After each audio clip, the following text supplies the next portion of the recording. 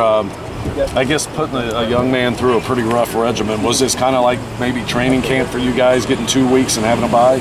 Well, you know, you can call it a bye week and off week. We've called it a work week. And we went back this week to really work on the deficiencies that we've had the first 2 weeks of the season. But also now we start a 10-game gauntlet. Yeah. And so what we need to do is develop depth in our program. There may be some true freshmen that really quite aren't ready to play right now, but 2 or 3 weeks down the road with continuous hard work, they may be able to help us contribute and win a championship. So that's what this past week was all about, and then obviously game preparation this week. Virginia Tech always seems to have the big plays on special teams. Are they still that kind of a team, and do they still look to do those things? Well, that's embedded in their culture, and you're exactly right.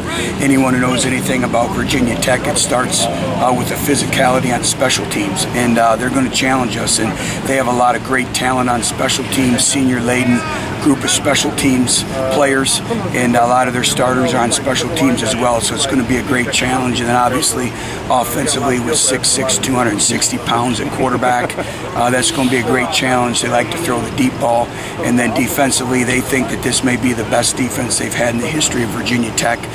Defensive front is ranked 7th best defensive line in the country, and so you know, we have to make plays Saturday. It's going to test our toughness, and I'll know exactly where we're at as a football team and a program after Saturday. Do you feel pretty good about that right now after what you've seen during this work week and what you had the first couple games? Well, I do like our attitude. I like our mentality, but you know, with 65 first and second year players, you never take anything for granted. And you know, so much of going through a football season is getting in a regimen, getting in a routine, and we haven't had that, to say the least, obviously with our second work week. But I like what I've seen so far, and we'll know a little bit more where we're at Saturday. First time. Go ahead. First time on the road this year. Is that, you know, building that regimen a challenge as well? Well, it is, and we looked at our travel roster, and just about half of our travel roster will be new individuals making their first road trip. So again, we don't take anything for granted. It's a road trip. We got to learn how to manage the clutter and the distractions of being on the road.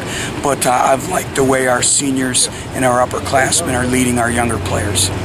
Turnovers, I guess, haven't been a huge factor except in the Delaware State game. You feel like you got their attention on that?